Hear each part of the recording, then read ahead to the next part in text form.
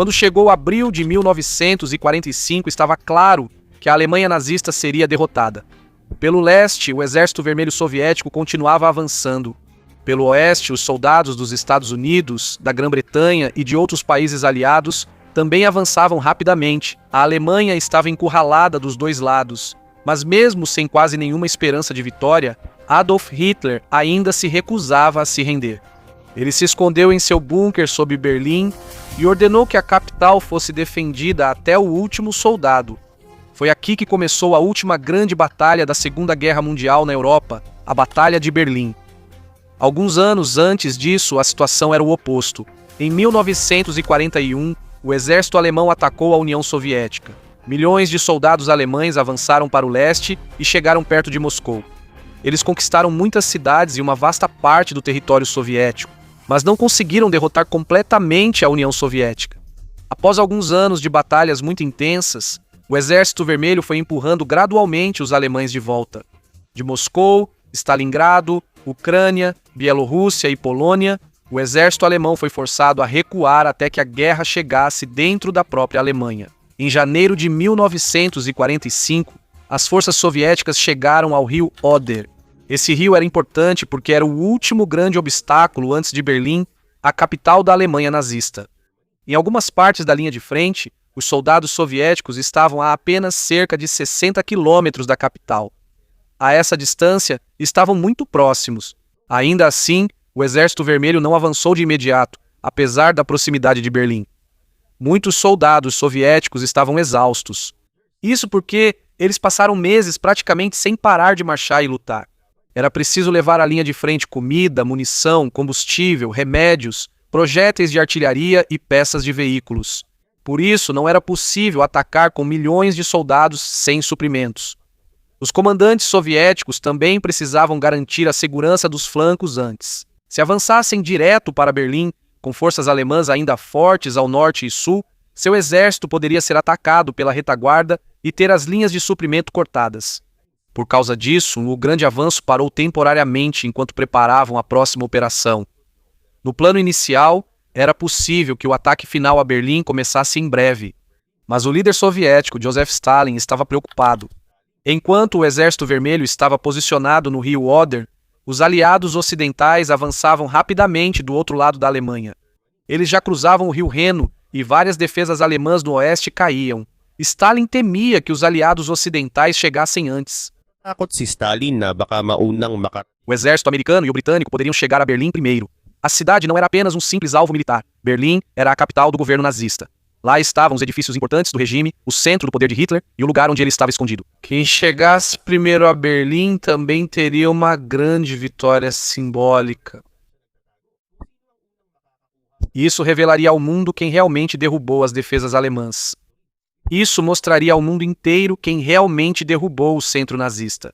O comandante aliado, o general Dwight Eisenhower, também disse que Berlim não era o principal alvo dos aliados ocidentais, mas era importante para ele esmagar as forças alemãs restantes e evitar um grande número de baixas em uma batalha intensa dentro da cidade. Mas Stalin não confiou totalmente nessa explicação.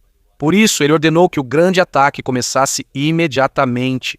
Em vez de esperar até maio, a operação foi marcada para 16 de abril de 1945. Para conquistar Berlim, a União Soviética usou 3 grandes exércitos que eles chamavam de frentes.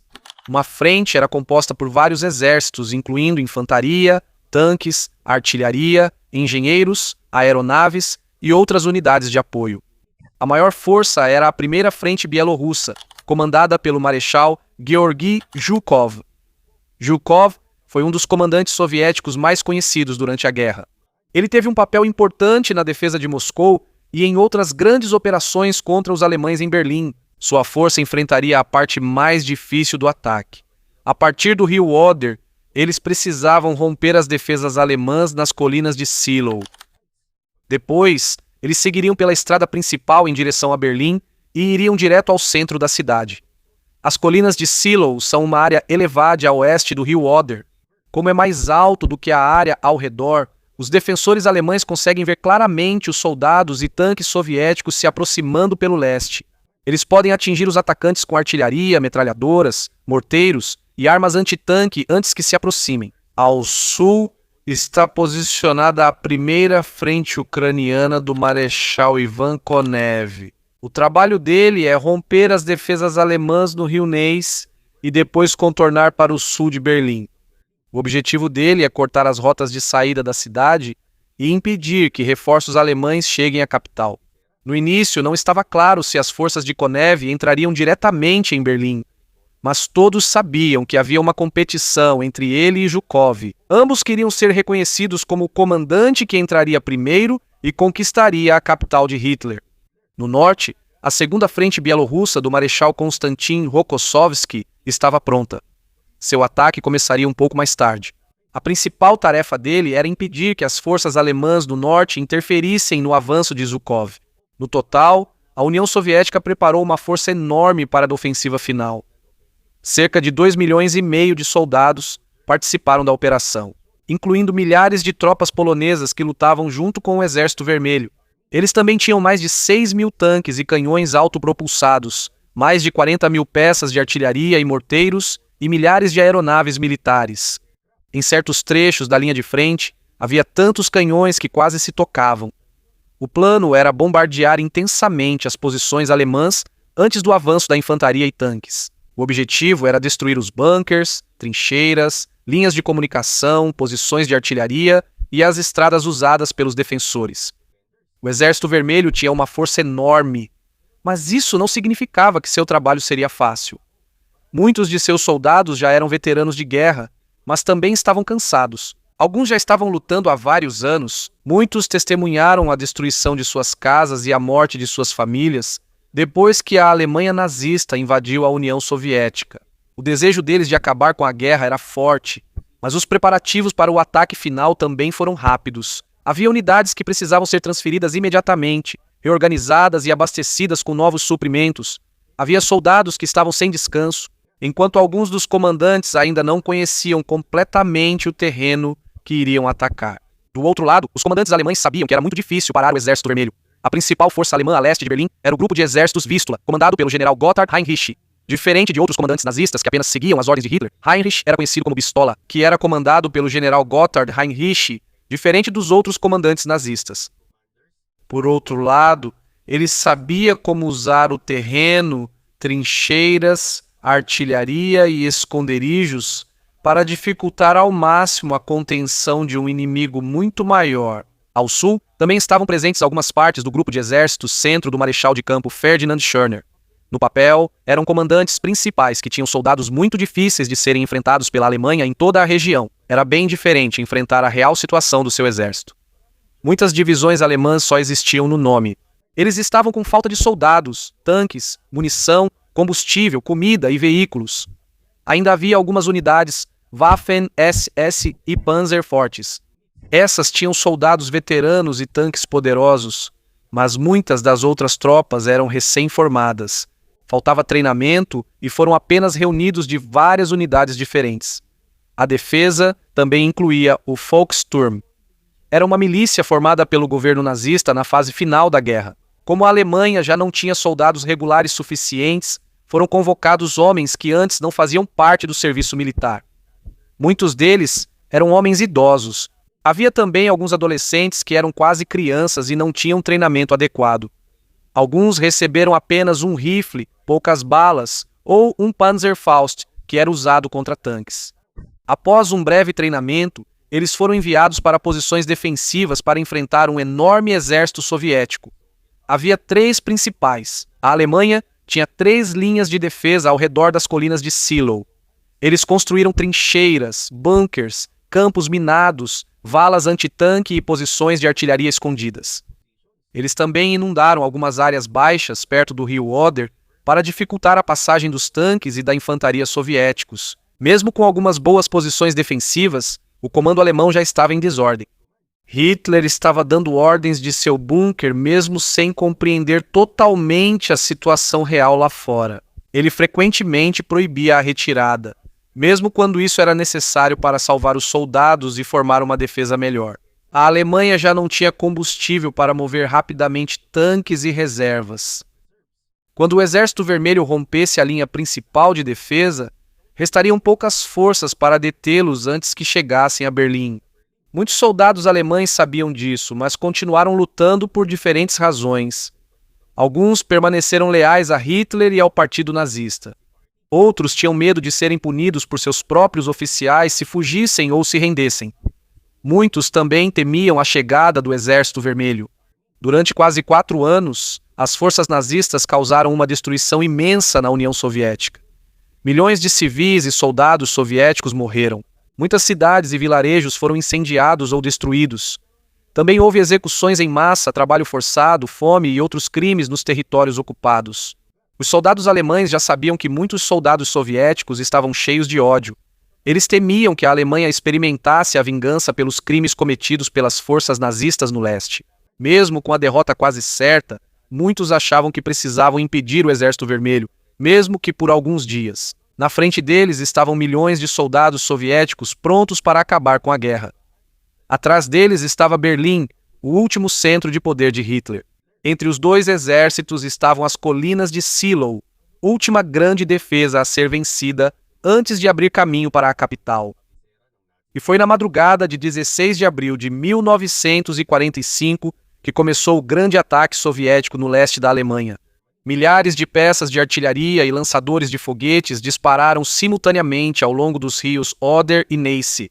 Depois, trincheiras, bunkers, estradas e linhas de comunicação alemãs foram bombardeados antes do avanço da infantaria e tanques. Nas colinas de Seelow, o primeiro bombardeio não teve sucesso total. O general Gotthard Heinrich previu o ataque iminente do Exército Vermelho. Antes da maioria dos projéteis cair, ele recuou alguns soldados alemães da primeira linha de defesa. Por causa disso, muitos projéteis soviéticos atingiram posições quase vazias. Quando o bombardeio diminuiu, os defensores alemães retornaram às suas posições. Quando a infantaria soviética se aproximou, foi recebida por metralhadoras, morteiros, artilharia e armas antitanque. O Exército Vermelho também usou grandes refletores para cegar os alemães. Mas havia muita fumaça, névoa e poeira ao redor. Em vez de dificultar a visão dos defensores, as luzes tornaram ainda mais visíveis as silhuetas de alguns soldados soviéticos e veículos. Assim, os artilheiros alemães tiveram alvos mais fáceis. O terreno por onde os atacantes passavam também era difícil. A planície era lamacenta e macia, então muitos tanques e caminhões foram obrigados a passar pelas poucas estradas disponíveis. Rapidamente, infantaria, tanques, artilharia e veículos de suprimento ficaram amontoados. Se um veículo quebrasse na frente, todos atrás ficavam bloqueados. A longa fila de veículos também era facilmente atingida pela artilharia alemã. Em poucas horas, o avanço do Marechal Georg Jacob já havia desacelerado. O plano inicial dele era esperar que a infantaria rompesse a linha alemã antes de enviar os grandes exércitos de tanques. Mas a defesa não foi quebrada imediatamente. À medida que a batalha se prolongava, a pressão sobre Jacob aumentava. Ele sabia que o avanço das forças do Marechal Ivan Konev no sul era mais rápido. Para não ser ultrapassado em Berlim, ele ordenou o avanço imediato dos tanques, mesmo sem caminho limpo, tornando o campo de batalha mais caótico. Tanques se juntaram à infantaria que estava deitada no chão e se escondia do fogo alemão. Alguns veículos não avançavam e outros seguiram pela rota errada. Mas mesmo com o ataque inicial desorganizado, o Exército Vermelho não parou. Eles continuaram enviando novas tropas de infantaria, tanques, artilharia e engenheiros. Quando uma unidade era impedida, outro grupo tentava atacar em outra parte da linha alemã. O Panzerfaust representava um grande perigo para os tanques soviéticos. É uma pequena arma antitanque que pode ser carregada por um único soldado. Um combatente alemão que alcançasse a lateral ou traseira do tanque podia destruí-lo com um só disparo. Por isso, cada grupo de tanques precisava ser acompanhado por infantaria. Os soldados eram responsáveis por procurar em trincheiras, casas, buracos e árvores onde poderiam estar escondidos aqueles que carregavam o Panzerfaust. Durante 3 dias, o Exército Vermelho continuou atacando enquanto as forças dos defensores alemães iam se esgotando pouco a pouco. Eles já estavam ficando sem munição, combustível, reforços e descanso. Quando uma posição defensiva caía, era difícil recuperá-la porque restavam poucas unidades de reserva. No dia 19 de abril, as forças de Jacob conseguiram romper as principais defesas alemãs nas colinas de Seelow. Mas o preço foi alto. Milhares de soldados de ambos os lados morreram, ficaram feridos ou desapareceram em apenas alguns dias.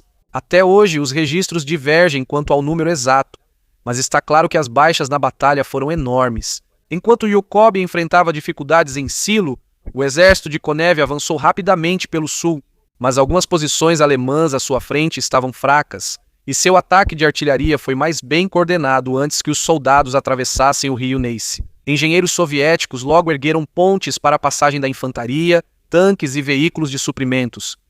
Por causa disso, as forças de Konev chegaram rapidamente à retaguarda de algumas unidades alemãs. Algumas delas recuaram sem ordens claras. Alguns ficaram separados de seus comandantes, enquanto outros se renderam porque não havia mais uma rota segura de saída. Quando Stalin viu o rápido progresso de Konev, permitiu que ele virasse para o norte em direção a Berlim. Isso significa que dois exércitos poderosos, duas poderosas forças soviéticas agora estavam se aproximando rapidamente da cidade de direções diferentes. A competição entre Zhukov e Konev ficou ainda mais intensa. Ambos queriam chegar primeiro ao centro de Berlim, mas, enquanto aceleravam o ataque, seus veículos de suprimento tinham dificuldade para acompanhar. Os tanques precisavam de combustível constante. Já a infantaria precisava de munição, comida e apoio médico. Quando os caminhões de suprimentos ficavam para trás, uma unidade inteira podia parar mesmo sem enfrentar inimigos. As tropas soviéticas também tinham dificuldades com as florestas, pântanos, pequenas cidades e estradas estreitas. Nesses lugares, pequenos grupos alemães podiam se esconder. Às vezes, eles deixavam os tanques soviéticos passarem antes de atacar os caminhões e ambulâncias na retaguarda. Por causa disso, o Exército Vermelho precisava inspecionar cada vila, cruzamento, floresta e ponte por onde passavam. Em 20 de abril, aniversário de Hitler, eles já estavam perto o bastante para ficar ao alcance. Nas ambulâncias e nos hospitais de campanha, os tiros começaram a cair na parte central da cidade. Para os civis, a situação ficou ainda mais perigosa. Há ataques aéreos dos aliados ocidentais, artilharia das forças soviéticas e combates se aproximando dos subúrbios. Os porões dos apartamentos e prédios foram transformados em abrigos. Lá, as famílias se amontoavam enquanto o chão tremia a cada explosão. Em alguns lugares, faltava água e comida. A eletricidade e as linhas de comunicação também foram cortadas. Médicos e ambulâncias tinham dificuldade para chegar aos feridos, enquanto o comando alemão praticamente desmoronava. As forças soviéticas ocuparam o complexo do quartel-general militar em Winsdorf, ao sul de Berlim. Algumas unidades alemãs que recuavam do leste também perderam comunicação adequada. Um dos comandantes que perdeu contato com Berlim foi o general Helmut Weidling. Devido à confusão, espalhou-se o boato de que ele havia movido suas tropas sem permissão. Chegaram até a emitir uma ordem para enforcá-lo. Weidling foi ao bunker de Hitler para explicar o ocorrido e, em vez de ser executado, foi nomeado comandante-geral da defesa de Berlim. Sua nova função era extremamente difícil. Ele precisava defender uma grande cidade usando unidades com falta de soldados, munição, tanques, combustível e comunicação. Ele também não controlava todos os defensores. Havia o exército regular, Waffen-SS, polícia, juventude hitlerista, Volkssturm e outros grupos, cada um com seus comandantes. Enquanto o caos crescia fora, a situação também piorava no bunker de Hitler. No dia 22 de abril, foi informado de que o contra-ataque esperado do general Felix Steiner não aconteceu. No mapa, parecia que ele ainda tinha grandes exércitos que poderia usar. Mas, no campo de batalha real, muitas dessas unidades já estavam com poucos soldados, dispersas ou sem capacidade de realizar um grande ataque. Hitler ficou irritado com seus generais. Ele gritava que a liderança militar o havia decepcionado e traído. No auge de sua raiva, ele admitiu que a guerra estava perdida, mas mesmo assim, ele ainda se recusava a se render. Depois, ele voltou a fazer planos que já não podiam mais ser realizados. Ele esperava que os exércitos de Steiner, Walter Wenck e Theodor Buss atacassem de diferentes direções. O problema é que nenhum deles tinha força suficiente para romper a grande força soviética que se aproximava de Berlim. Enquanto Hitler permanecia no bunker, alguns altos oficiais do governo nazista deixaram a cidade um a um. Isso incluía Hermann Göring, Heinrich Himmler, Karl Dönitz e Albert Speer. Alguns disseram que tinham deveres a cumprir em outros lugares, mas para muitos berlinenses, a mensagem era clara. Os líderes que ordenaram lutar até a morte foram os primeiros a fugir do perigo. Heinrich Himmler tentou negociar secretamente com os aliados ocidentais. Ele esperava que a Alemanha pudesse se render à Grã-Bretanha e aos Estados Unidos, enquanto continuava lutando contra a União Soviética. Os aliados ocidentais não aceitaram isso. Eles exigiam a rendição total da Alemanha nazista, não um acordo separado contra um país aliado. Enquanto isso acontecia, as forças de Nadyukov e Konev se aproximavam cada vez mais uma da outra, com o objetivo de cercar completamente Berlim e cortar todas as principais rotas de saída. Em 24 de abril, algumas unidades soviéticas se uniram na parte sudeste da cidade. Ao mesmo tempo, grande parte do 9º Exército Alemão e algumas unidades do 4º Exército Panzer foram isoladas em Berlim. Eles ficaram encurralados nas florestas e pequenas cidades ao sudeste da capital. Esse local ficou conhecido como Bolsão de Halbe. Não foram apenas soldados que ficaram presos lá. Junto com eles estavam milhares de civis que fugiram de suas cidades com medo de serem alcançados pelo Exército Vermelho. A área controlada pelos alemães diminuiu rapidamente. Eles sofriam ataques diários de aviões e artilharia soviética. Faltavam comida, combustível e munição. Havia também muitos feridos, mas faltavam remédios e veículos para levá-los para fora. Hitler ordenou ao general Busse que fosse até Berlim e salvasse a cidade. Mas Busse sabia que isso já não era possível. Em vez disso, ele escolheu fugir para o oeste e tentar se juntar às forças do general Wenck.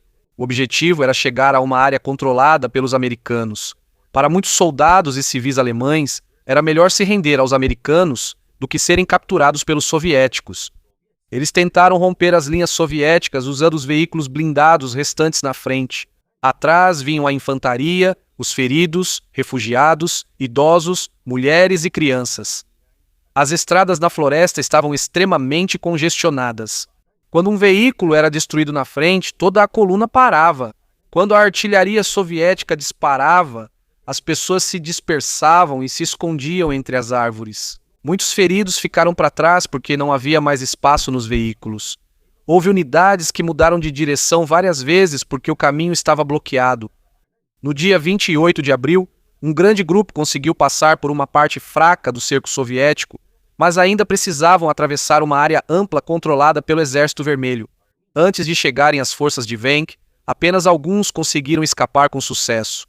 Muitos morreram, ficaram feridos ou foram capturados no Bolsão de Halbe. Como os registros variam, o número exato de baixas não é certo, mas isso é reconhecido como uma das partes mais sangrentas da Operação de Berlim. Enquanto a batalha em Halbe continuava, o Exército Vermelho finalmente cercou Berlim em 25 de abril.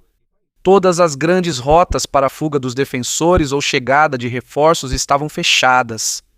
No mesmo dia, veículos soviéticos e americanos se encontraram Soviet at American soldiers sa perto do rio Elba. Esse encontro foi importante porque mostrou que o território restante da Alemanha nazista já estava dividido. Do leste estava o Exército Vermelho. Do oeste estavam os americanos e outras forças aliadas.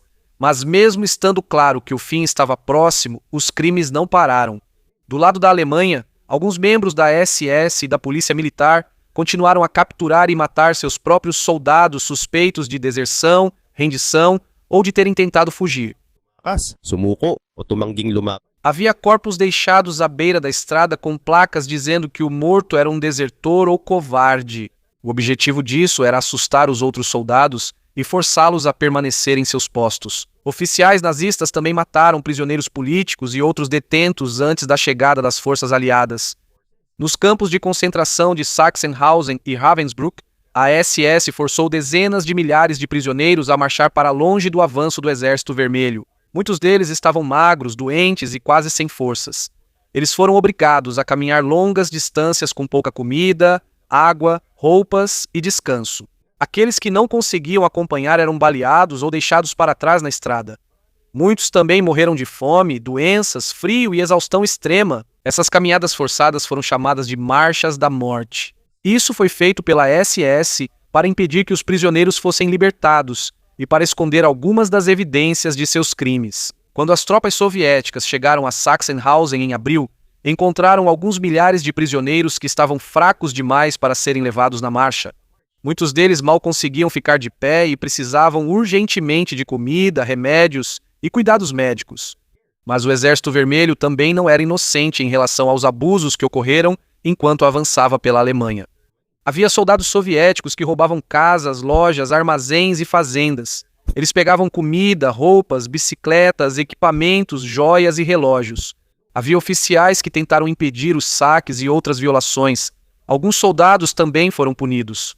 Mas em muitos lugares, a aplicação da disciplina era fraca e desigual. Havia comandantes que faziam vista grossa, enquanto outros priorizavam o avanço rápido em vez de investigar os crimes de seus subordinados. Havia também ex-prisioneiros de guerra soviéticos que foram libertados dos campos alemães, mas não foram imediatamente tratados como vítimas. O governo soviético suspeitava deles porque foram capturados pelo inimigo. Alguns foram investigados, enviados a campos especiais ou devolvidos ao serviço militar pelas forças de segurança. Para eles, o sofrimento continuou mesmo após serem libertados do cativeiro alemão. Em apenas alguns dias, a situação ao redor de Berlim mudou completamente. A principal defesa a leste foi quebrada. As forças alemãs ficaram encurraladas em Halbe. Os exércitos soviético e americano se encontraram no Elba, e Berlim ficou completamente cercada. Não havia mais tropas suficientes para salvar a cidade. Também não havia mais uma rota clara de saída. Mas a batalha ainda não tinha acabado. A próxima fase não aconteceria mais nos vastos campos ou em terrenos elevados. Agora, isso ocorreria nas ruas, casas, túneis do metrô, pontes e prédios destruídos de Berlim. À medida que o Exército Vermelho se aproximava do centro de Berlim, a vida dos civis se tornava cada vez mais perigosa. Muitas mulheres foram vítimas de violência sexual por parte de alguns soldados soviéticos. Os historiadores têm estimativas diferentes sobre o número exato, mas está claro que os abusos foram generalizados. Alguns soldados foram punidos, mas a maioria dos casos não foi investigada. Enquanto isso, começaram os intensos combates de rua dentro de Berlim. Não era fácil conquistar a cidade porque muitos prédios estavam destruídos e as ruas bloqueadas. E muitos defensores alemães se esconderam em casas, porões, estações de trem, túneis e telhados. O Exército Vermelho usou pequenas equipes de assalto compostas por infantaria, engenheiros, artilharia e veículos blindados. Em vez de sempre passar por ruas expostas, eles faziam buracos nas paredes para se mover de um prédio para o outro. Cada quarteirão precisava ser conquistado um a um. Às vezes, os soldados soviéticos já controlavam um andar, mas ainda havia defensores alemães no porão ou no andar de cima. Por causa disso, a luta era lenta e sangrenta. O principal alvo do Exército Vermelho era o centro de Berlim, onde ficavam o Reichstag e o bunker de Hitler. O Reichstag era importante porque simbolizava o poder da Alemanha. Por isso, a União Soviética queria hastear sua bandeira lá como um sinal claro de vitória. Mas antes de conseguirem isso, eles precisavam atravessar um campo aberto sob fogo de metralhadoras e artilharia. Quando eles entraram no prédio, a luta continuou nas escadas, corredores, salas e no porão. No final, a bandeira soviética foi hasteada sobre o Reichstag. Em 29 de abril, Hitler se casou com Eva Braun. No dia seguinte, 30 de abril, os dois cometeram suicídio dentro do bunker. Não há evidências concretas de que Hitler tenha escapado para a Argentina ou outro país. Após sua morte, Karl Dönitz foi escolhido como novo presidente da Alemanha, enquanto Joseph Goebbels se tornou o chanceler. Mas eles praticamente não tinham mais controle real sobre Berlim. Em 1º de maio, representantes alemães tentaram negociar com os comandantes soviéticos. A União Soviética não aceitou um acordo limitado. Eles exigiam rendição total. Quando as negociações falharam, Joseph e Magda Goebbels mataram seus filhos antes de cometerem suicídio. Alguns soldados alemães e oficiais nazistas tentaram fugir da cidade. Alguns conseguiram escapar, mas muitos foram mortos, feridos, capturados ou forçados a se render. Quando chegou o dia 2 de maio, estava claro que a luta não fazia mais sentido. O general Helmut Weidling ordenou aos defensores restantes que parassem de lutar. Depois, ele entregou Berlim ao Exército Vermelho e os tiros foram silenciando. Os civis saíram dos porões e abrigos e viram a verdadeira extensão da destruição. Casas, prédios, pontes, estações e ruas estavam destruídos. Várias áreas da cidade estavam repletas de escombros, veículos destruídos e corpos. A Batalha de Berlim terminou em 2 de maio de 1945, com dezenas de milhares de soldados e civis mortos em toda a operação. É difícil determinar o número exato porque os registros são confusos e há muitos desaparecidos. Mas o resultado é claro: Hitler está morto. O Exército Vermelho já controla Berlim e não há mais nenhuma grande força capaz de salvar a Alemanha nazista. No dia 7 de maio, os representantes alemães assinaram a rendição incondicional. A rendição foi assinada novamente em Berlim no dia 8 de maio, e isso já era dia 9 no horário de Moscou. Aqui terminou oficialmente a Segunda Guerra Mundial na Europa, mas a Alemanha não voltou ao normal de imediato. Ela foi dividida em zonas de ocupação dos Estados Unidos, Grã-Bretanha, França e União Soviética. Berlim também foi dividida em Berlim Ocidental e Berlim Oriental. Mais tarde, formaram-se a Alemanha Ocidental e a Alemanha Oriental, e Berlim se tornou o centro de um novo conflito chamado Guerra Fria. Por isso, a queda de Berlim não apenas pôs fim ao poder de Hitler, ela acabou com a Alemanha nazista, mas também abriu uma nova divisão na Europa.